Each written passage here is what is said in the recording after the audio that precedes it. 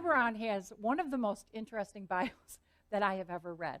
And I know that he'll be telling you some of these stories, but I have to tell you it was very hard to decide what to share with you. So I'm going to give you the basics and let him share some of the more interesting points. But if you've not heard anything about James Tyberonn, he originally worked as a professional engineer and geologist for 33 years. He's a native of Arkansas, but he worked abroad for 30 years. He circumnavigated the globe and traveled to over 85 countries in his geological work. He's always had a very deep love for the earth and a driven interest in spirituality and metaphysics all of his life.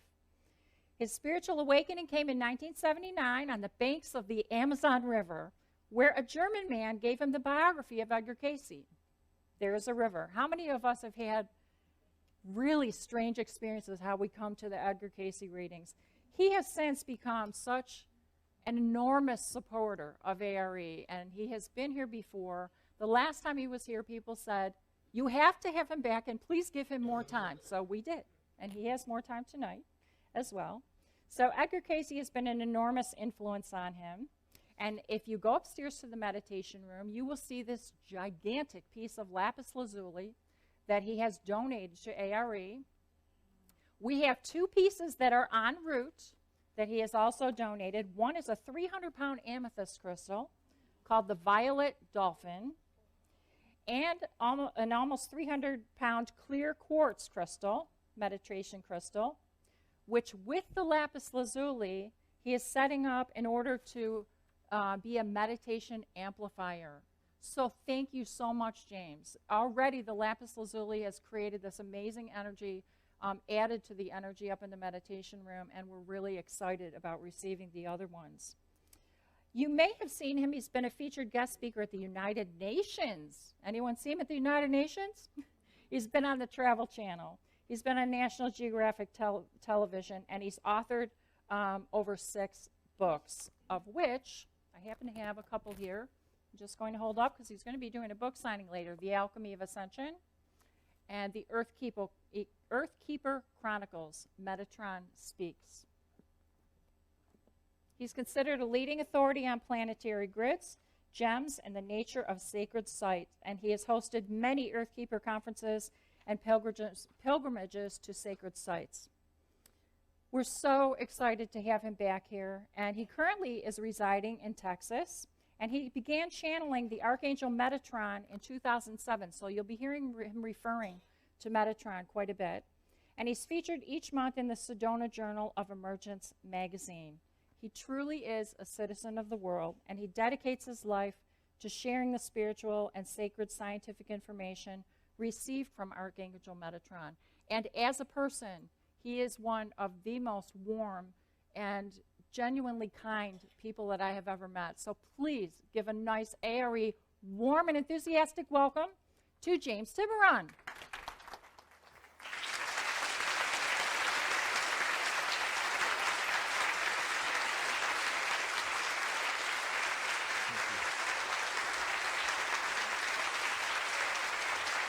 Thank you, Cheryl. Can you hear me okay? Is the microphone adjusted in a good way? Yes? Yeah. Well, first, let me thank the A.R.E. for this opportunity to be here. As Cheryl mentioned, I was a searcher all of my life, and in 1979, I was working in Brazil as a geologist on the banks of the Amazon River. I was the only North American there. Most people were Brazilian. And there was a German man that came along, and he was about to leave. Working on the Amazon was an extraordinary experience. At that part of the river, the width of the Amazon was about 13 kilometers. And there were actually dolphin in the Amazon at that area. And they're actually, because of the tannic acids that are in the Amazon, they're actually pink and purple in color. And so every sunset, these purple dolphin would come up. It was an extraordinary place, and so this German guy was leaving, and he said, I've got some books I'll leave with you, and he handed me a stack of books, and that was sort of the tradition in these work sites. I was working for Petrominas to determine the depth of a potassium chloride deposit. And so in this stack of books were 12 Louis L'Amour Westerns, which were really popular in those days. And there was one book called There Is a River, written by Thomas Suger. I picked it out first, and I read it cover to cover. And it absolutely changed my life. Arkansas, where I was born and where I grew up and graduated from university, it's Bible Belt, and my entire family were devout Baptist. My grandfather was a Baptist preacher. Two of my uncles were Baptist preachers. And so the born-again aspect was really big with me, and I just couldn't put it all together. You know, I mean, so we're here, and if we just ask to be saved, then we go to heaven, and if we don't, we go to hell forever. And it just didn't totally resonate. So I went through that process 3 times.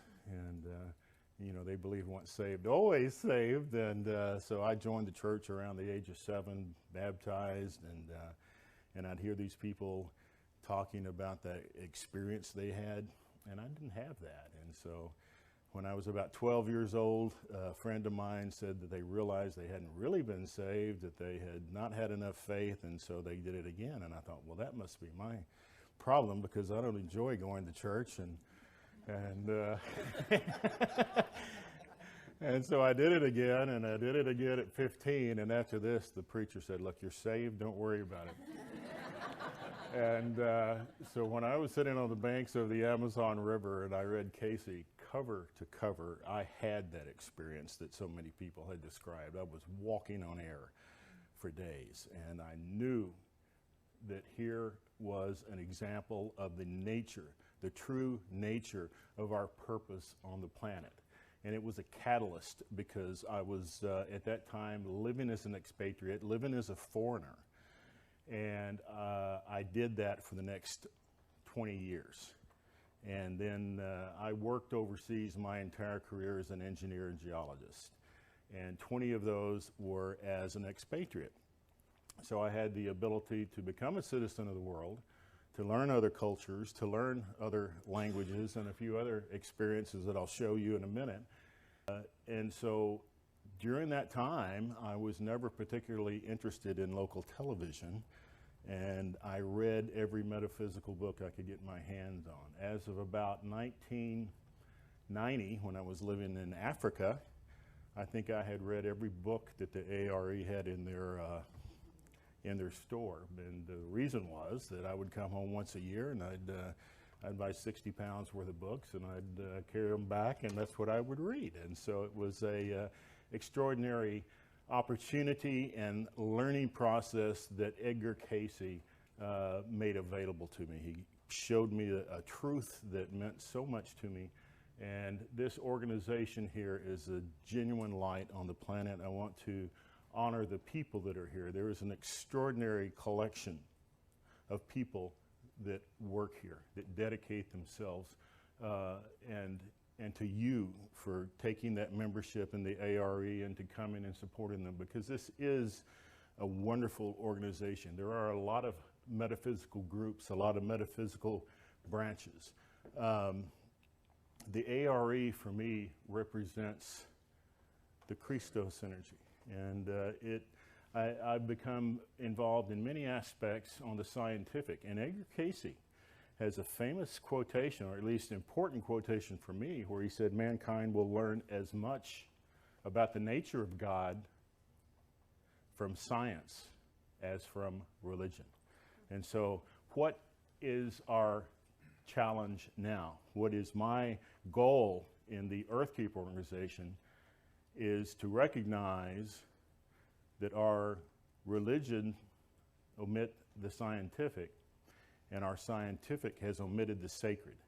And so at this time, we need to bring them in full circle, and that's what I try to do. And the Edgar Cayce material is a wealth of information that you can go into and find aspects of science that fit in, as well as the energy he carries, that great reverence.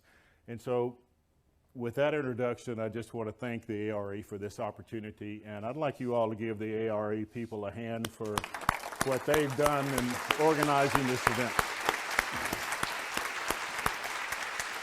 And so, as I told you, my uncle in Arkansas was a Baptist preacher, and he had a little funny story that he used to tell, and I like to start my presentations with a kind of a little joke, so I'll tell this one.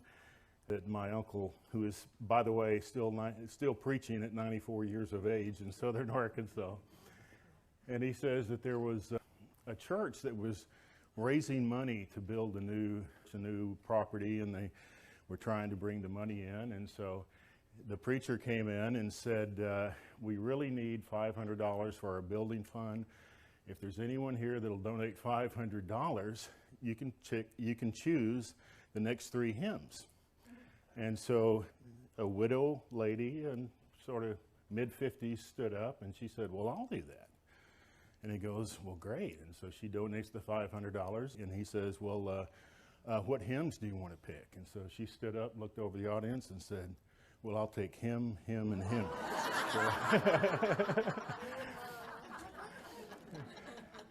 And so, you know, it's no surprise to me that when you look at the audience of the people that attend metaphysical conferences, it's about 80% to 90% female. And that's an attribute that is an issue that should be noted, because it is the feminine energy that is the nurturing aspect of what needs to be brought into the planet.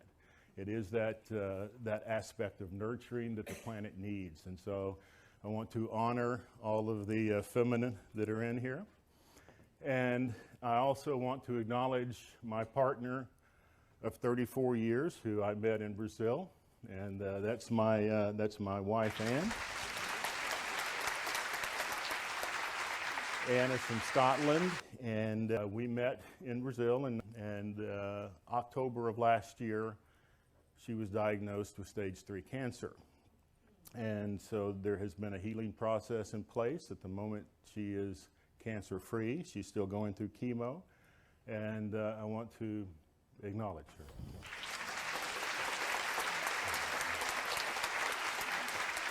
Someone was talking to Anne a few days ago, and she has just had this great uplifting spirit, and they said, well, you know, chemo can affect your moods sometimes. And they said, Anne, do you wake up grumpy in the morning? And she said, no, I just let him sleep.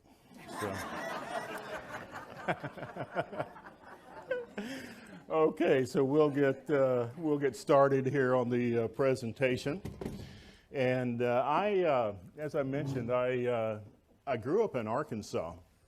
And Arkansas is, a lot of you are probably not aware, Arkansas has the largest deposit of quartz crystals on the planet. There is a strata of quartz that begins right around Arkansas, right around Little Rock, and it goes for 174 miles, sort of in a inverse C shape, and just goes right to the border of Oklahoma. And it passes through another geological wonder where the largest deposit of magnetic lodestone on the planet exists in an area called Magnet Cove. And so you have this extraordinary combination of quartz crystal and magnets working together. And the Atlanteans knew about that, and I'll speak about that in my Atlantean talk tomorrow night.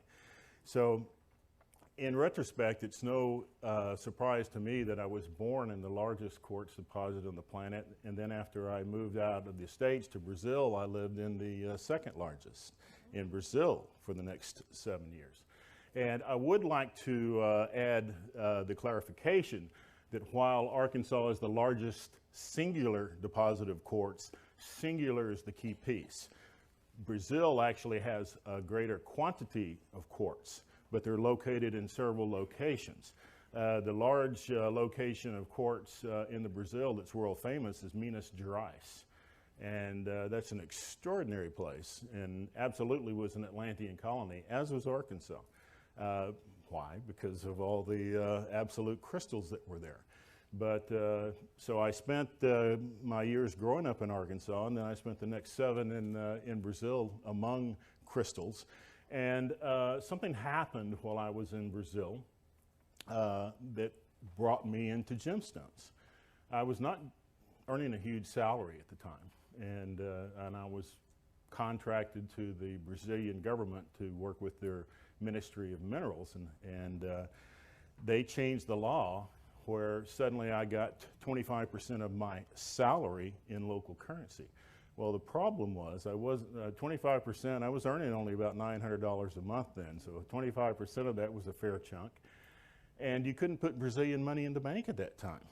When I got to Brazil, 6 cruzeiros made $1. When I left 7 years later, 24,000 cruzeiros made $1. So if you put it in the bank and then went away and came back, it was worth half what it was. So the Brazilian people had a way of dealing with that. They either bought real estate, gold, or gemstones. And Brazil is a cornucopia of gemstones. And so my landlord just happened to be a gem dealer. And so I would get my 25% in cruzeiros. He would come to my house, and there's a photograph I want to find at some part and work into this presentation. I've got a photograph of me sitting with Jose, and there's a pile of emeralds, a pile of amethysts, a pile of opals, a pile of topaz, just everywhere. And so I would buy these gemstones. And after a while, I began to notice that there was an energy coming from these stones. And then the German fellow gives me a copy of There Is a River, and I read about Cayce's remarkable teachings about gemstones. And so I ordered a copy of Cayce's circulating file on gemstones from the A.R.E. Took me about a month to get it. But this was right about the time I'm getting all these stones. And so it had a remarkable effect on me. I became really aware of the energy of these stones. And because of the unique integrity of Edgar Cayce, reading what he said about gemstones was absolutely credible to me. And if it had come from just another source, you know, I might have questioned it, but after reading the remarkable story of his life, of his incredible integrity, of his incredible humility, this was an honest man. And his readings were extraordinary. I mean, really extraordinary information. The information that he provided on diet, on the medical readings, is to this date unmatched. And it shows a credibility. And for him to come out and speak about gemstones in the way that he did is the final piece. It's where the buck stops. It's real. And so I had that experience of being in a country where I not only had access to these stones that he talked about, I had a need to get them because that was the only way that I could save my money. And so this quotation comes from his reading 2285. We find that the crystal in the gemstone has a helpful influence if carried or worn about the body, not just as an omen, not merely as a good luck piece or good luck charm, but rather the source of those vibrations that are needed as helpful influences for the entity and are well to be kept about the body. Well, I've got quite a few references to his readings in this presentation, and I'll bring them in, but why are gemstones, and this was the base question that I've come to, what is it the gemstones do and how do they do it? And so this is what I'm going to base the first half of this presentation on, and that is the integrity of the human aura. So we all have an electromagnetic field about our body. And it is the etheric part of ourselves. Our etheric body is the genuine source of who we are. And just as the earth has a magnetosphere around it, each of you, each human body has an auric body and a light body. And so gemstones affect the etheric body as well as the physical body. And the importance of each of you understanding how to regulate the human aura is extremely important. There are a lot of shifts taking place on the planet right now. And the need to understand how important your etheric field is enormous. And gemstones and minerals and crystals absolutely fortify the etheric body, absolutely allow you to have an encased, intact auric field, and that is huge. How many of you have actually seen auras or can see auras? Quite a few of you.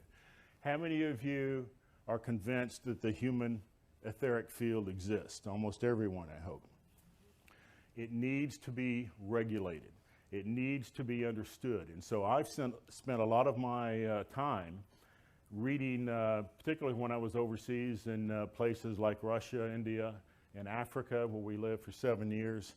I read the information Cayce provided about auras, but also there is another brilliant source of information from a man by the name of Charles Leadbeater. How many of you have heard of him? He is not that well known, and if you have an opportunity, the A.R.E. bookstore may even carry his books. He died in the early 1900s. He was part of the Theosophical Society with Helen Blavatsky in the UK at the turn of the century, and he has written some brilliant books about the etheric body. And what I am going to attempt to do today is to, for the first half of the presentation, is talk a little bit about what affects the human aura and how important maintaining the human aura is. It is not auto-regulated, and there are a lot of issues that cause us to have leaks in this field. The planet Earth has an aura, and it's called the magnetosphere. You have an aura. It has 12 layers, and it is a ovoid shape. It has a shell around it, and it has a circuitry that flows. And it is essential that you maintain this auric field flowing perfectly. And there are a lot of things that affect it, and that's what we're going to talk about. If you get a leak in your auric field, and we all do, you're going to lose energy. And so it's important to understand auric mechanics, auric maintenance, and then how gemstones are energy and light generators that can not only allow you to keep your aura flowing optimally, it can increase the field of your aura. It can give you a bigger aura.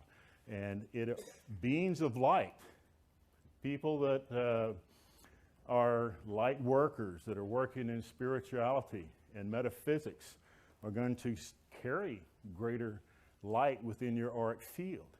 But that comes with a responsibility. And the reason is light attracts bugs, right? On a magnetic field, the closer you get to the positive, the greater will be your pull to the negative. And these things exist in the University of Duality. We live on a planet of duality, and I'll talk about that tomorrow night. But we live where there are opposites. There's light, there's dark, there's positive, there's negative. And anyone that knows the science of magnetics on that spectrum, the greater you get to one end is the greater the attraction from the other. So you need to learn how. I mean, all of you are spiritual people, but how often do you suddenly get this wave of something's not right, something's attached, you get a negative feeling, you bump into negative people? Well, I'm going to talk a little bit about that today, and I'm going to talk about how you manage that. I gave a complete talk on auric maintenance in the Metatronic Shield application, the Metatronic keys. I'm just going to touch on it here today because I'm going to save the last half to talk specific about gems. The point that I want to make now is that your auric field, now more than ever, needs to be understood and needs to be managed, because the energy is increasing and we are going into higher dimensions on the planet Earth. So auric integrity is absolutely essential. And this is what I believe that the light body looks like. There is a circuitry attached to it when it is perfectly in shape. This is what I refer to as the Merkaba, and it is a 12-pointed stellar star. That's a separate presentation. It has a certain type of rotation, and gemstones can be used to maintain that. I think that in 2012, the Earth expanded. How many of you think that humanity has ascended, that humanity ascended in 2012? A few people? I suggest to you that humanity has not yet ascended. Look around the earth and we see wars and greed and corporate issues taking place. I suggest to you that what has happened in 2012 was the planet ascended. And what do I mean by ascension? The planet expanded into 12 layers of dimensional fields instead of just 3. And I'll talk a little bit about that tomorrow night. The reason I believe this occurred is coronal mass ejection, solar storms. This was first spoken about, not with my interpretation, but first spoken about by Greg Braden, Susan Joy Renison, and other people.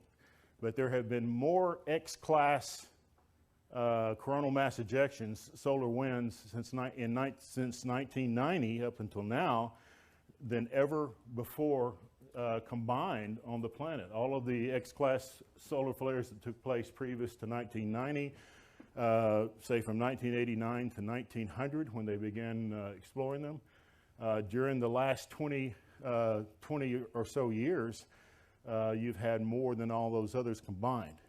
And that brings in billions and billions and billions of tons of nitrogen ions, of anionic ions. There are jet streams circulating the planet now that have never been there before of anionic plasma. And I'll talk a little bit more about how that affects the human aura. But it is an expansive effect. A study at the University of Southern California showed that when ion generators were used and given and put around people in a closed room scenario, that they began to hallucinate. And so they concluded that the out-of-body experiences that humans had were simply induced by the brain when the ionic ratio changed. I, on the other hand, look at that study and say, this is what opens the pineal. Because Native Americans have been going to certain places on the earth for decades. And this is referenced by Dr. Bernice Barlow, who wrote a book called Sacred Sites of the West, where she showed that certain of the sacred vision quest sites, holy grounds of Native Americans, had a different anion to cation, negative to positive ratio in the background. And there is a ionic ratio everywhere. It's part of science. Normally it's about 5 to 3. When it is shift 6 to 1, people begin to have visionary experiences. And with billions and billions of tons of bombardment of anions through solar storms, which is a fact, what's going to happen? We're going to start having an opening of our pineal gland. And through the pineal, we go into these greater dimensions. And each dimension has a different law of physics to a certain degree. And we have a different layer of our auric field. And we have to learn how to operate within those. I suggest to you that we have more chakras available to us now than we did 15 years ago. And I talk about that in the Metatronic Keys. But the point is, auric maintenance is huge. We have this other body we have to learn how to manage. And gemstones can be a part of that.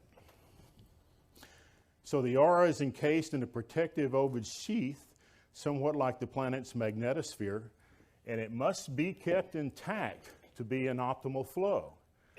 And there are certain factors that can short circuit the aura and create fissure cracks. So the aura requires certain maintenance. I refer to it as 13-20-33. That's something that I got from the Metatronic readings, but it is an issue that we have to face. All right, the causes of Auric maintenance, the causes of Auric fissuring. Stress, makes sense, yeah?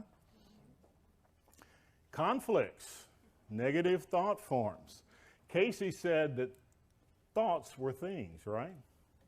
Well, I, a few years ago, received this interesting calling. I was actually living in Africa, and I went to London for the weekend.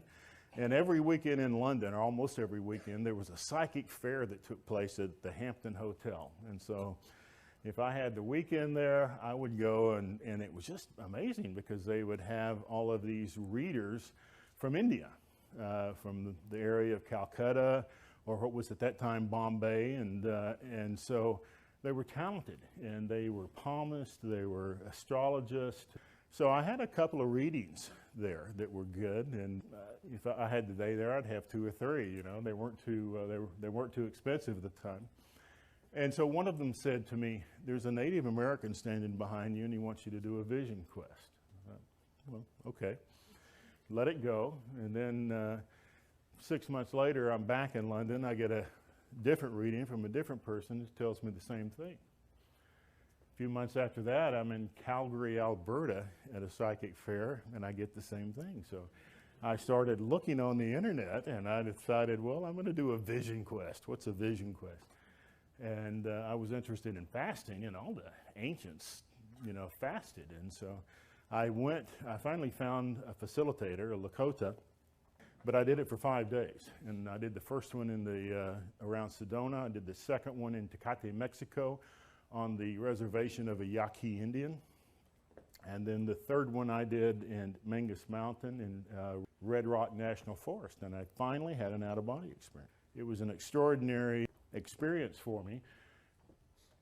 I realized through my series of vision questing that thoughts had an incredible vibration. You could actually, because of my size, I didn't even really feel hungry for the first 3 days of my fast.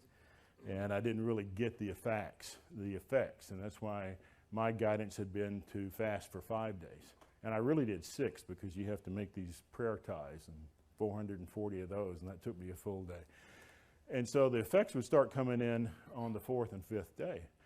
And occasionally, these elders would come visit me. And in that 4th day of fasting, I could see not only their Auric fields, but when they spoke, you could see a color come out. You could feel their thoughts. Well, Edgar Cayce said that thoughts are things. Thoughts are living vibrations. And so what happens, to bring this to point, what happens when you get in a conflict with somebody? When you get really, really angry, you create a thought form. The Native Americans have been referring to this for years.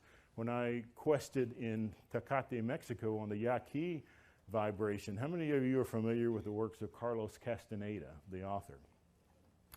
Well, there is a shaman mentioned in his book called Don Girano, and I met him.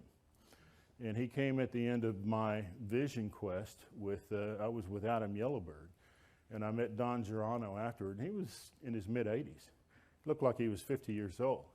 And he had an incredible presence about him, and he had toured with Yellowbird into Australia, sponsored by a group that was bringing indigenous together.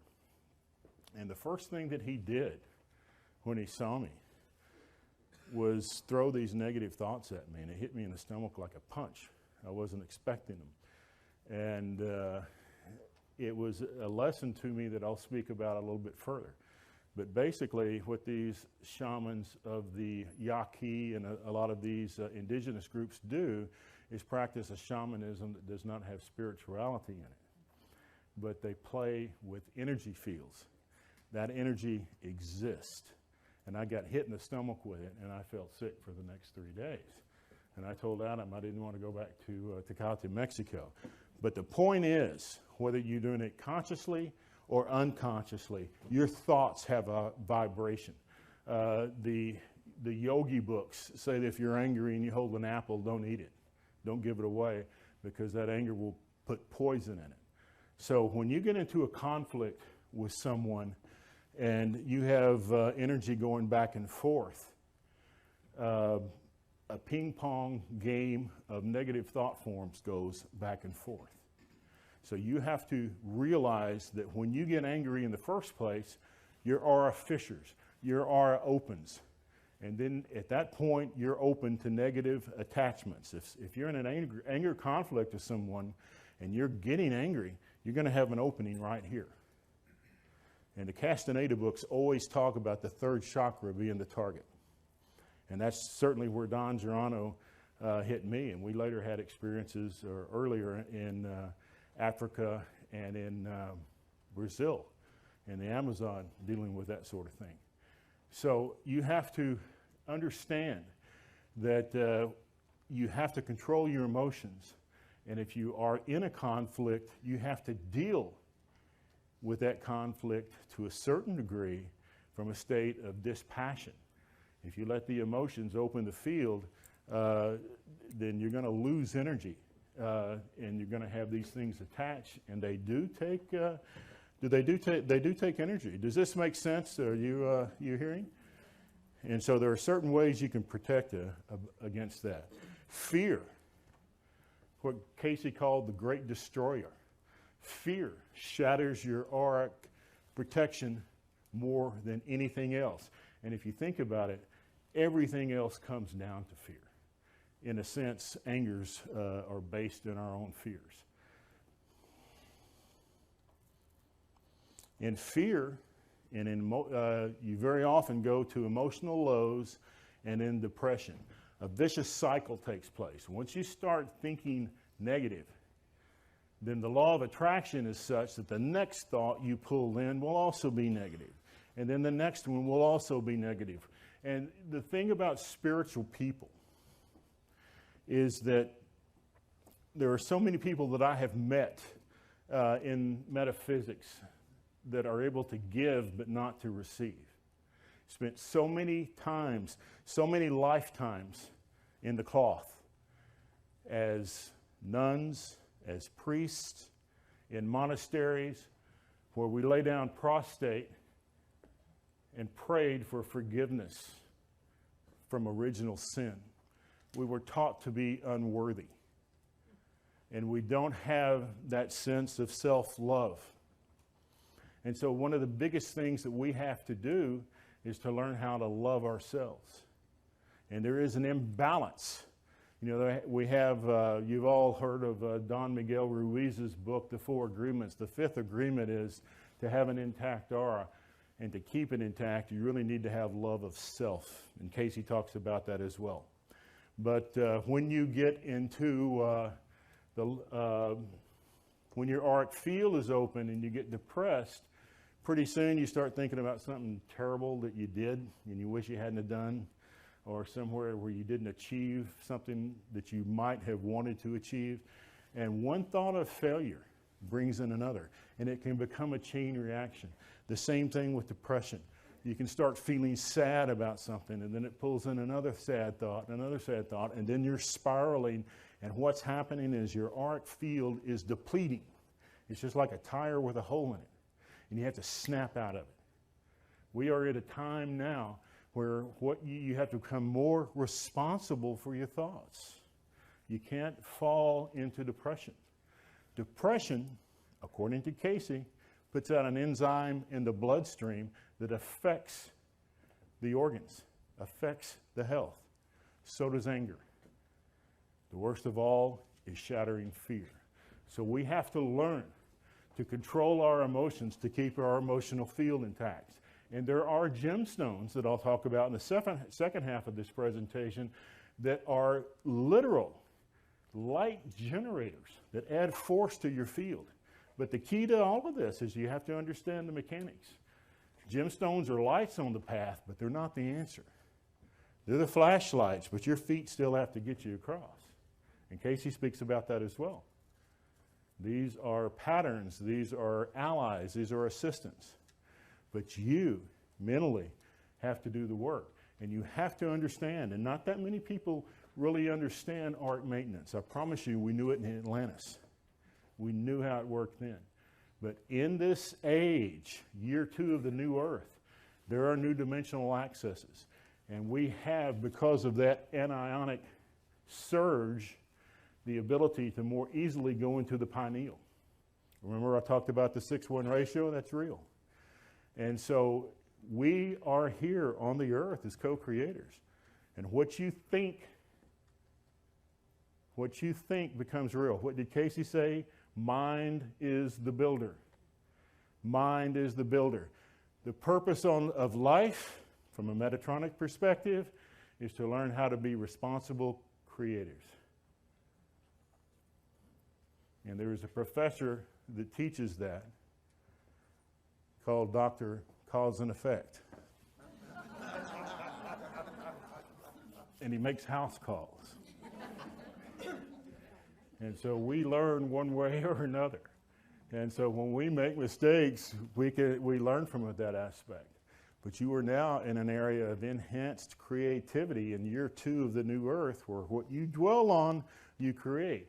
And if you let your auric field become open, you're going to lose energy. You're going to have people attached to you. Law of attraction applies to thoughts. If you think a negative thought, it's going to pull in another one and another one. And unconscious thought drift can have the same effect. There are other non-emotional causes to auric disruption. And these include going to certain sacred sites that are very, very powerful. I'll talk about that briefly. Ascension symptoms of the increasing Schumann resonance. The vibration of the earth is picking up. And I have a slide where I deal with all these in just a second, and I'll explain it. Air travel breaks open your auric field. On the surface of the earth, there is, and this is science, there is an anionic charge that is emitted that goes all the way up to the stratosphere at 30,000 feet. And there the cationic or positive charge exists. And so what is between the surface of the earth and the surface of the stratosphere is a capacitor. And that's why lightning occurs. And interestingly, the charge within that capacitor field is 7.83 hertz, which happens to be the same frequency as a theta brainwave. And so that energy field is within there. And all of our organs are tied to 7.83 hertz. And NASA discovered that when they started sending astronauts up into space, they started having irregularities with the kidneys and the other organs. And so what did they do? How did they resolve it? They put in an ionic generator that put out a Hertzian field of 7.83, and it regulated everything, including brain waves, or it made them more, it made for a more compatible environment. Now, when you get on an airplane and you fly above the level of the stratosphere at 38,000 feet, you're no longer in that Hertzian field. And that metallic fuselage of the airplane further deflects any other vibrations to that. So what I suggest to you is that when you are on an airplane, that you are outside of the Schumann resonance, and when you land on the other end, your R is not quite working right. You have auric bleeding. We call it jet lag. And it's not as bad for a 2 to 4 hour flight, but when you fly from point A in the United States to point B in Europe, and you've been out of sync for 8 to 12 hours, there is certain disruption of the auric field. There is a fatigue. And there are, and so this is an example of how a non-emotional issue can open your auric field. It's a fairly easy fix, but it's important to understand it. You know, mineral baths, hot baths, right diet, right mental attitude, but the time frequency shift is happening. But the point is, when the auric sheath has leaks, it has effects on you. And you have to understand when these occur. And so these are all disruptors of the auric field. Computer use, you know, that low frequency electrical energy that comes from computers. And we've known this for a long time. airfare, as I mentioned, if you go into, I've got a separate slide for that, so I'll save that one. So again, these are the points of Auric fishing: air travel, emotional lows, controls, depression, stress, conflicts, negative emotions, fear and anger, energy differentials, microwaves and cell phones, computer use. A lot of the times I teach webinar, and just before we do a group meditation, I ask people to step away from the computer and put water on their face and come back. There are things you can use to neutralize this a little bit, and I'll talk about those in the second half. Negative thought forms. Untoward astrological patterns can also affect you. So now I'm going to deal with these one at a time.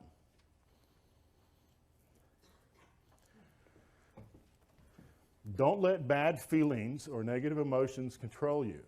You have to consciously decide to be positive, no matter if your mood is low. There are certain astrological patterns when it's easy to feel kind of grumpy, when it's easy to have that Mars influence and you've just had enough. How many of you are keenly aware of moon cycles? When, you know, that day or two before the new moon, boy, that's a day when everyone's testy. You know, that's, I used to, you know, watch out for the red flags when I'd go to the office the last 3 days before the new moon. That's when people were really testy. I never have an Earthkeeper event on a waning moon, if I can, unless there's an eclipse. Yeah. But for the most part, when we have events, I do it on a rising moon. And so there are cycles, there are astrological waves and patterns, and that's what astrology is gravity patterns that can affect your mood state. But you have the ability, mind is the builder, says Edgar Cayce, to choose the attitude that you want, to choose to be positive, and to control that. Cayce says that mind is more important, is stronger, will is stronger than any astrological pattern. But you have to engage the will. You can't just flow with your feelings, or you're going to be floating on the tide of astrological waves. You have to choose. You have to create. And what are we here to do? Learn how to be responsible creators.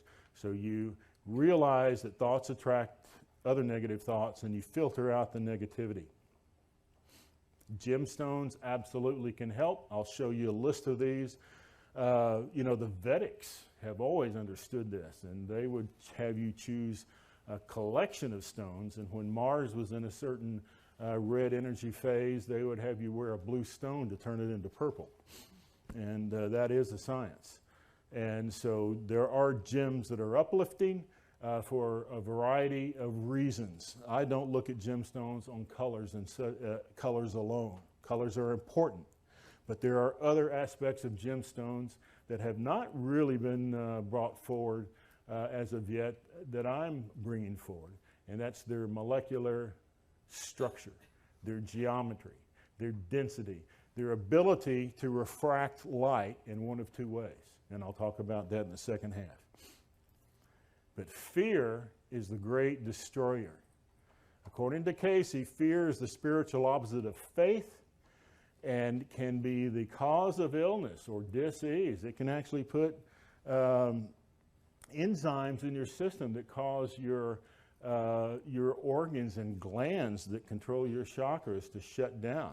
And again, think of the auric field as this ovid, and when you have these problems that come in, it's like the tire that's leaking air, except you're bleeding energy. And when you're bleeding energy, your circuitry goes out of whack. And that's what we want to talk about, being aware of the aura, understanding the mechanics of what puts holes in it. So fear is the root vibration of doubt, depression, guilt, self-denial, lack of self-love, anger, jealousy, and hatred. And I know about fear, and I'm going to show you why in a minute. But auric bleeding and the fear associated with negative emotions absolutely depletes the auric field. Fear is tangible. How many of you have been to India and seen these people that are able to charm snakes with the vibrations of certain flutes and hand movements? The key, I spent 6 months living in India. And they would tell you, you could go out and talk to these guys. They were in front of every hotel in Bombay, which is now Mumbai, and they would tell you that the one thing the snake will attack is fear. They will attack fear. So I don't know if you can recognize the people in that. That is Ann and I, taken many years ago, and we were in a war zone in Africa where a political coup took place. And we had 3 days of absolute terror and fear. Terrorists took over and they started burning the town. They started taking hostages and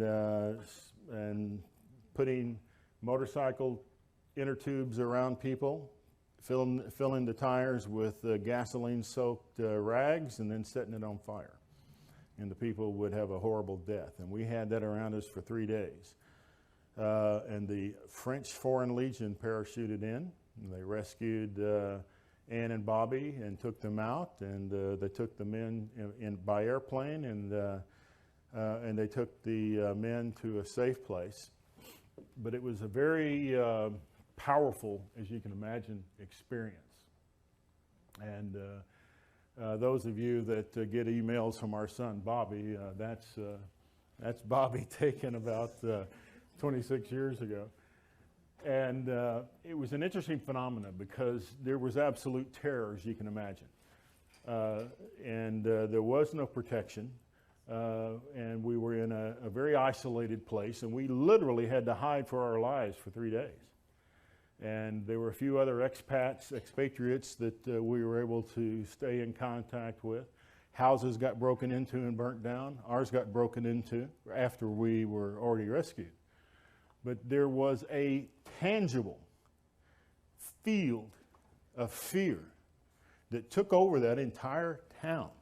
And fear is contagious. And the fear turned to violence. And it was a tangible energy.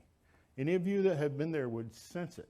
And if you gave in to that fear, it absolutely shattered your auric field. And you were immobile.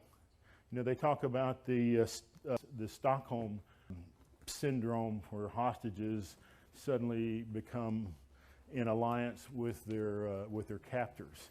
There was a sort of a sense of that where people just gave up. The people that became totally full of fear became paralyzed.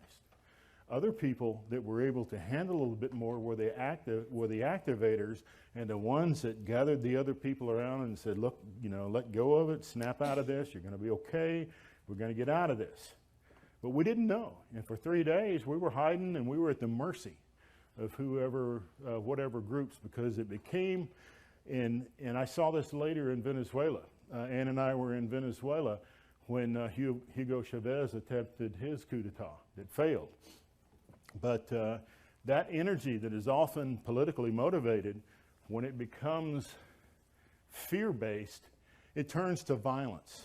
And that violence turns to hatred. And it's no longer political, it's evil. And you can feel it. And it is debilitating. And at some point, if you don't push it out, it's going to destroy you. Ann and I experienced that. She and Bobby were flown to another town by the French Foreign Legion. The men were protected.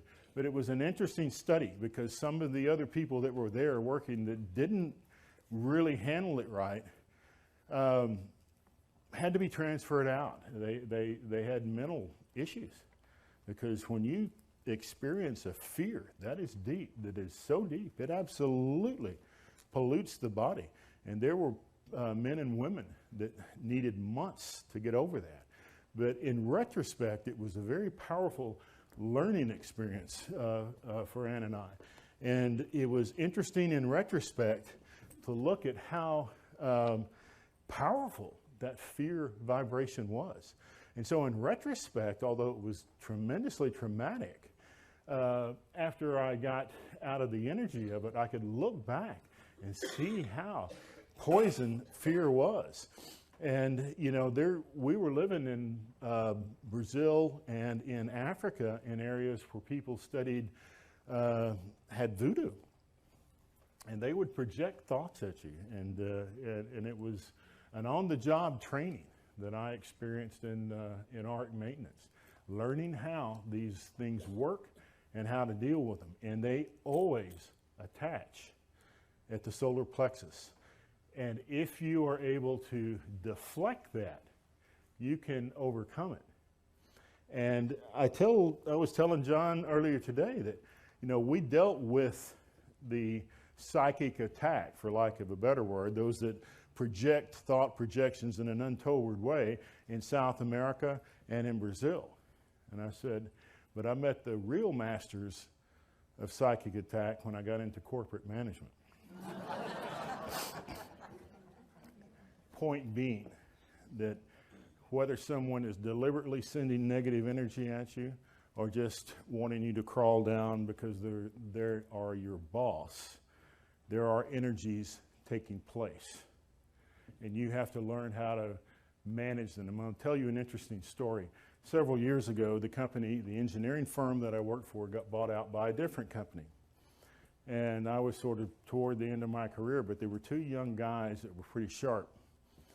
And the new guy comes in, and immediately he, puts his thumbprint on their forehead and intimidates them. And he says, we're looking at you two guys, and we can only keep one of you. So I'm going to be watching you for the next 90 days, and we're going to let one of you go, and we'll keep one of you. So I just wanted to be up front with you. Well, okay, so what does he do? He launches a fear attack. So one of the young guys says, oh, well, look, I'm here, I'm married to the company, and whatever you need, you let me know, and if I'm not measuring up, you let me know. And he starts coming in an hour earlier and staying an hour late. The other guy, and I knew them both, they were both good people. The other guy says, well, he says, I've been pretty consistent with the company. I know my job, and so if you have any issues with me, just let me know. He said, he came in at the regular time and left at the regular time. He didn't get bowled over on fear.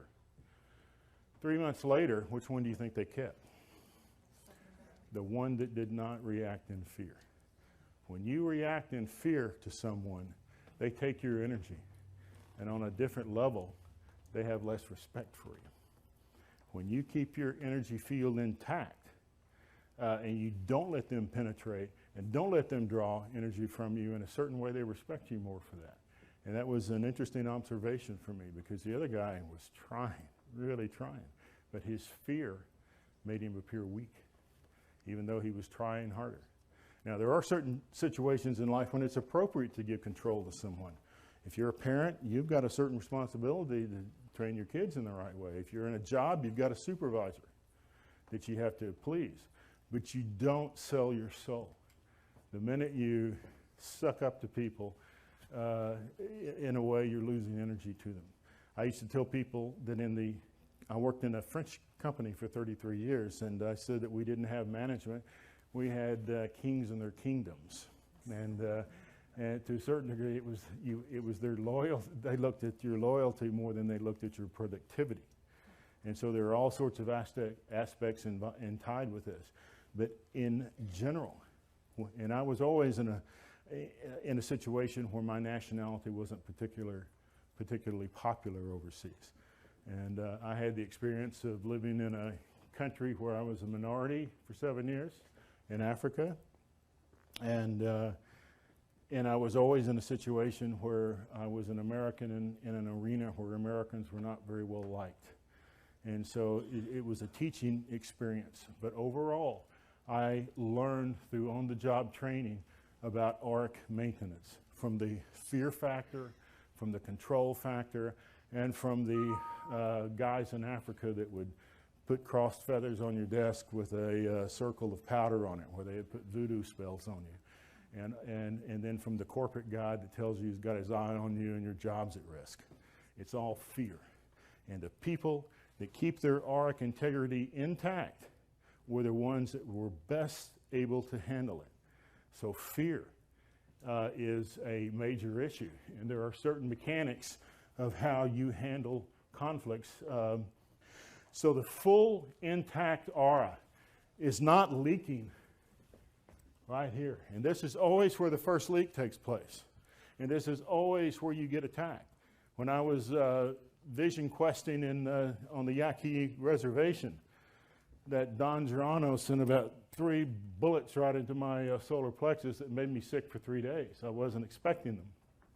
And when someone scares you at the office, or when you get hugely angry, that's where you first leak energy. And so you have to understand the mechanics of controlling your emotions and the responsibility of keeping that circuitry intact, because your auric field has a circuitry. And when your circuitry is working, then you can put your thought into reality faster. And very often in conflicts, he who is strongest is going to win. He who keeps that aura intact, doesn't let the emotions take over, deals with it from a sort of detached position, in a sort of Mahatma Gandhi way, non-aggressive resistance type of situation. What happens is that energy that's trying to attack gets ping-ponged back, and then they have to deal with it. If someone is constantly trying to intimidate you, and you don't get angry back, because that's when you lose, but you keep that auric field intact, that energy is going to go back to them enough to where eventually they're going to deal with it, and they're going to feel the return of what they sent out. And that's the way that the mind controls. When you keep this auric field intact, then you're able to create your reality. Your will wins over, in a manner of speaking. So look at this. You got 2 people involved in a conflict situation, and I'm going to give you an example of how this works. Say you've got a football team in California and a football team in Virginia, college teams. They're both undefeated.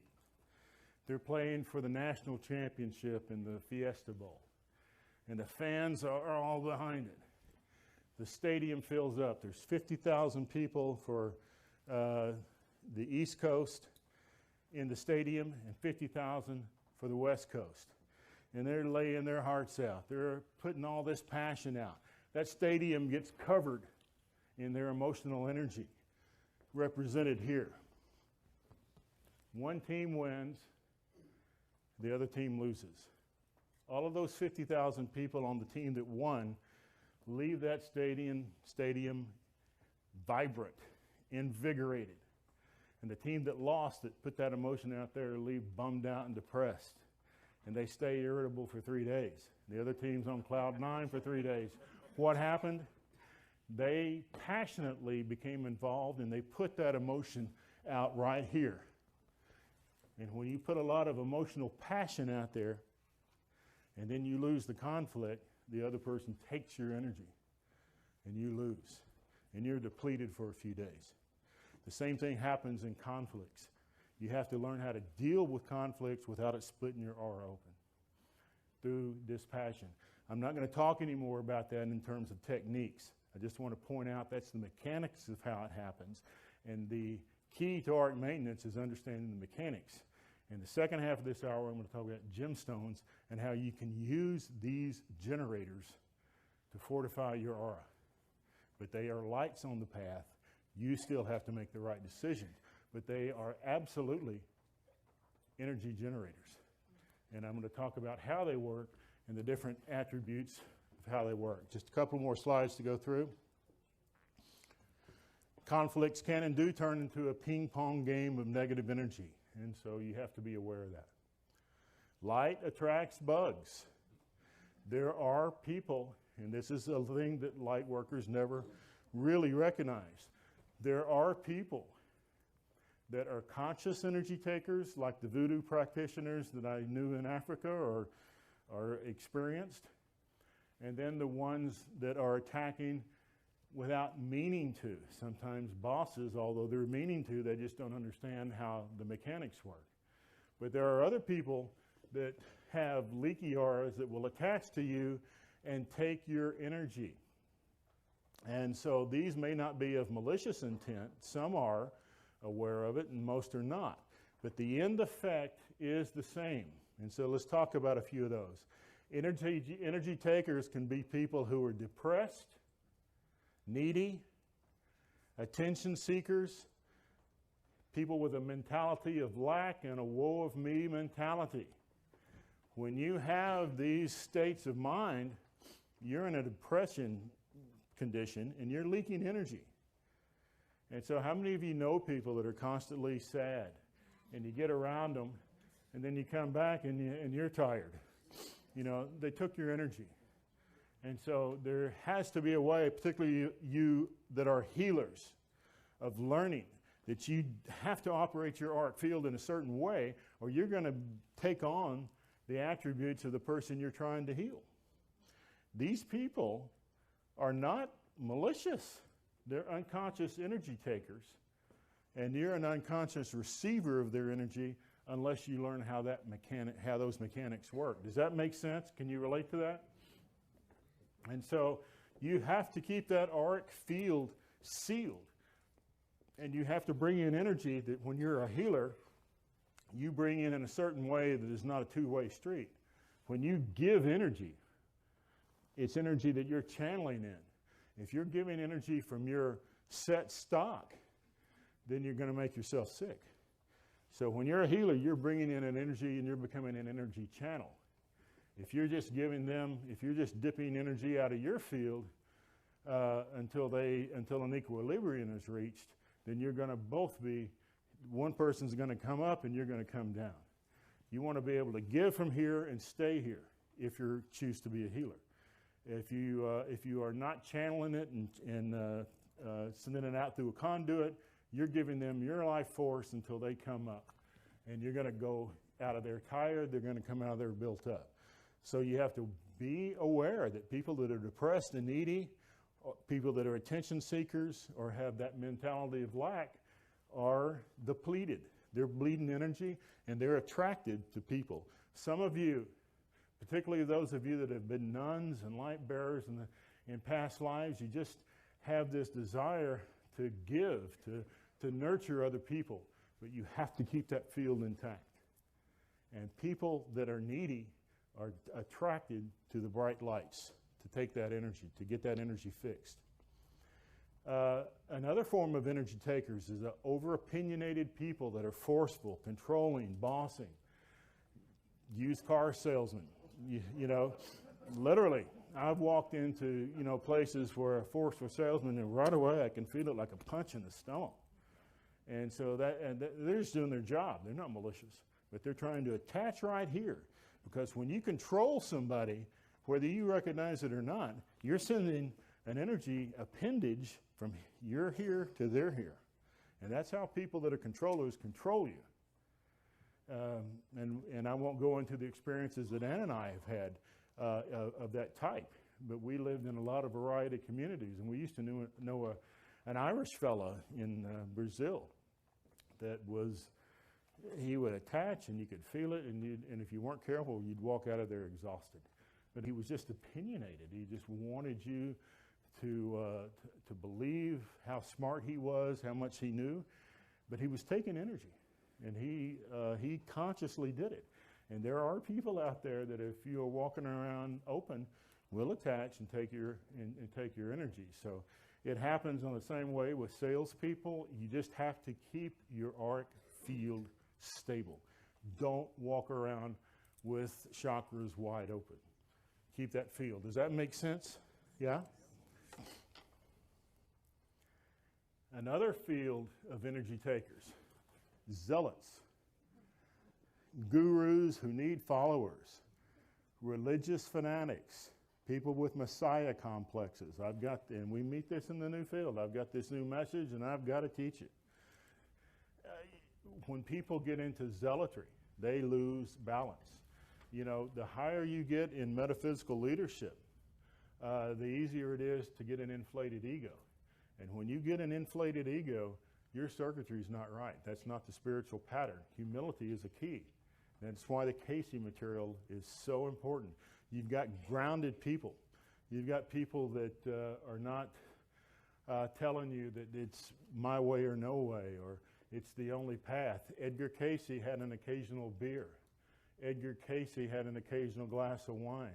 He occasionally ate bacon. He occasionally smoked a cigarette. And it's that middle path. So many people in metaphysics are just, I have to do this, and I'm not saying that being a vegan or these other things are not good. But the idea that you take on the middle thing, that you have to be this way, can create an imbalance. You get people in metaphysics that loft so high up that their feet are no longer on the ground, and they become airy-fairy. People can no longer relate to them. And let me tell you this, that your challenge now, and I'm going to close the first half, you need to be able to work up here, but you have to keep your feet on the ground, because the only way you're going to influence other people is by relating with the masses that don't necessarily believe what you believe, and you change them through example. Your goal is not to change them. Your goal is to be the best you can be, and if that changes them, great.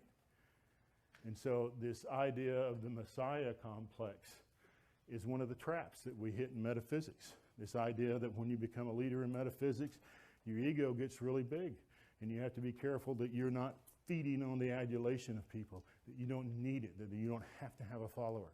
You've got this message you got to share. And that creates a circuitry imbalance, and you bleed energy.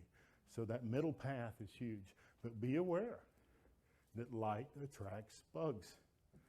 And when you get that bright field, you're going to have something that blindsides you occasionally. It's part of the turf. And you have to understand all of these different nuances. I'm not going to spend a lot more time on this because I've got other topics to cover, but is this making sense? Is this, yes? Okay, so just one other slide and we'll take our break. The last thing I want to mention on this before the break, certain sacred sites that you go to, and that's very clear, so I'm sure everyone understands it. Certain sacred sites that you go to, let's say we go to Sedona. Or Mount Shasta, better yet. And let's say your Auric field is intact and it has a Hertzian frequency of 20, and that's just arbitrary. And you're going to this area that's a sacred site that's really, really powerful. And it's a magical portal. And it has a Hertzian energy of 150. Well, if this is a magnetic sheath, and then this is 150 or 100, and this is 20, you're going to have a mechanical differentiation occur, an equalization. You're going to implode. Your R is going to equalize, and you're going to bleed energy. I used to go to places like Glastonbury, England, when I lived in Africa, and after 3 days I had to get out of there. Suddenly I was feeling bummed out, and that is how I learned about that. But that is a fact, and it occurs. And so there are certain things you can do to stabilize your aura, but sometimes when you go to mega sacred sites, that is what happens. So we're going to take a 15-minute break now. Is that right, Cheryl? Yes, right. So 15 minutes, and I'll be on the stage if anyone has any questions for me, and I'm going to start on the second half of this, and I hope you've enjoyed this. Thank you, James Tyberonn.